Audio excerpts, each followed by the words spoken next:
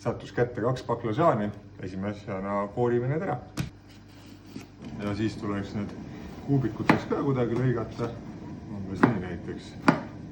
Korralik hunnik, nüüd läheb siia soola, segame kõik kokku ja nüüd paneme hoopis need baklažaanid siia sõela sisse ja laseme neil siin pool tundi kuni tund vedelikust lahti lasta. Vaatame, mis välja tuleb, aga nii saame need krõbedaks. Järgmiseks viilustame natukene ingverit. Ingveri tegin mingi selliseks. Nüüd anname küüslaugule ka nuga tunda. Nüüd on olemas. Teeme kiirelt kastme ka valmis.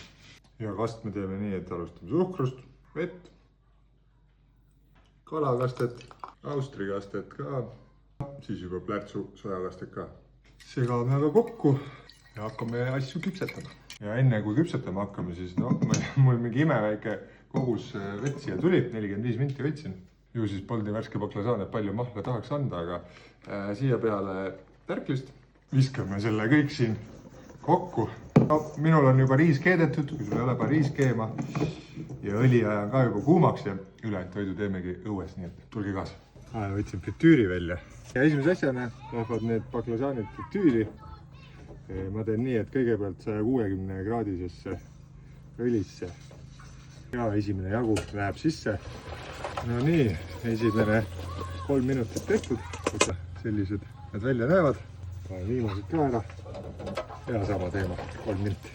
Nii ja nüüd see teine laar ka oma esialgsed 3 minutit kätte saanud. Näevad needki mul siia karti. Ja nüüd keerame 180-ni temperatuuri. Aga samal ajal saame panni ka juba soojendama. Õli on 190 kraadi, mis tähendab, et tuleb baklažaan siia tagasi visata.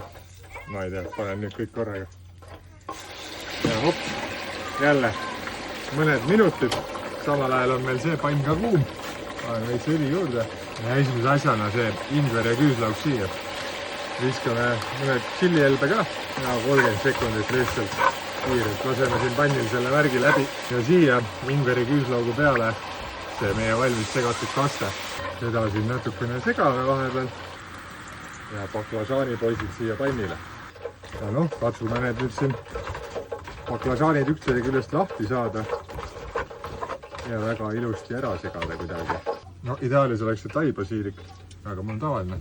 Nüüd segame kõik kokku ja hops. Nagu ma ütlesin, riis on siin. Oi, tahaks, et proua juba jõuaks koju, saaks ka proovida. Maitse on küll suurepärane ja üsna lihtne teha ka. Ja isu!